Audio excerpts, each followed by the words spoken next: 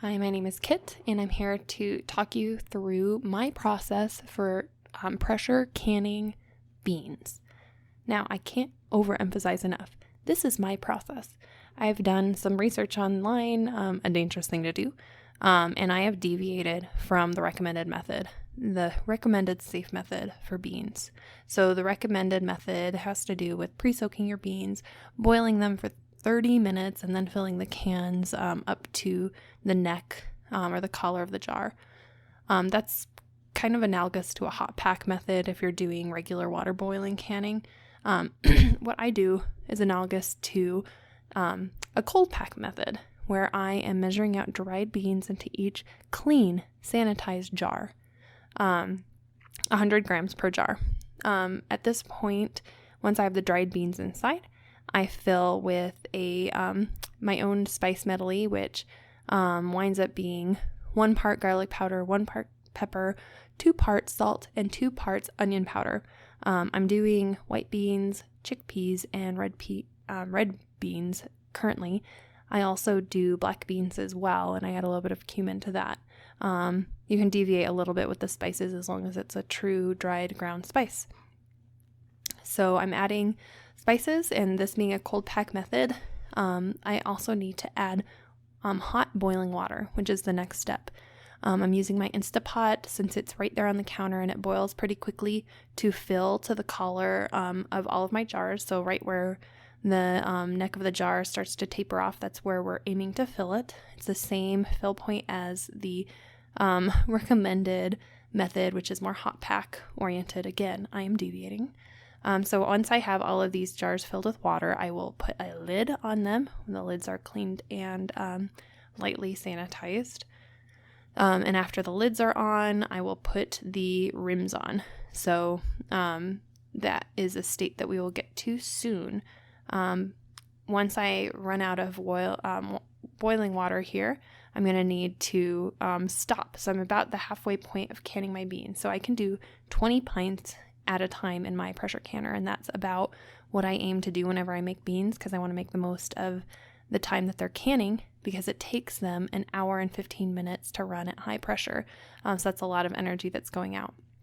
So I'm cleaning off the rims to make sure that there isn't any spice particulates that will prevent a good seal from forming with the lid.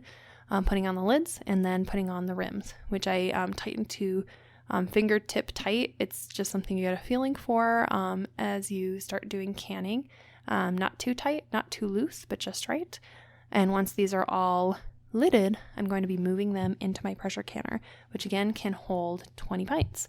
So this is the first batch that those 10 or so jars are going to be going in there. And then rather than showing you my canning of the remainder of the jars, I am just going to show you my putting in the rest of those jars. So you can assume that I repeated the exact same method for those other 10 jars that were remaining on the counter. So here I have them all entering my canner, put the lid on, and I have them on a high heat. So when I put cans into my canner, I already have it boiling so that it reduces the amount of time that I'm waiting for it. At this scene, you can see I have my weight on the can. That's that little thing with the black hat on and the silver base. That's a weight. It's a counterweight. It's essential for pressure canning. Before I put that on, I had to vent it for 10 minutes once it was at boil. So watching for a good stream of steam coming out. And then once the venting has happened for 10 minutes, I put that weight on and then wait for the pressure to build. So for my elevation, I need it to be at 13 pounds of pressure, and it needs to remain there for an hour and 15 minutes. Once that hour and 15 minutes time is up, I can move that to a non-heated place in my kitchen and let it reduce pressure, which is what you see here. So I carefully take those cans out. I like to put them on wire racks to give them a little bit of space from the surface so that air can flow around the jars so that they can cool evenly. So here's all 20 of those jars, and they get set on my counter overnight. So you can see they're really clear right now. They're actually boiling if you get a good look. Now here, the jars are more cooled down. They're coagulated. This is the next day. So when I check to make sure that the cans have sealed properly. I remove the rim. I check to see if the jar is going to dimple, to make sure that it's vacuum sealed. And then I also try to pry the lid off. If it pries off easily, then it's not sealed properly. And that's an important element for putting up these cans. And then otherwise I store them without the rims, just as you see here.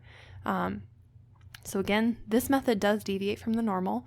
If you want to pressure can beans, I highly recommend you look online for the approved methods, which are, again, pre-soaking your dry beans, boiling them for 30 minutes, doing a hot pack in the jars up to the neck of the jar, and then everything else is similar to my method. So you can add spices, they can for the exact same amount of time.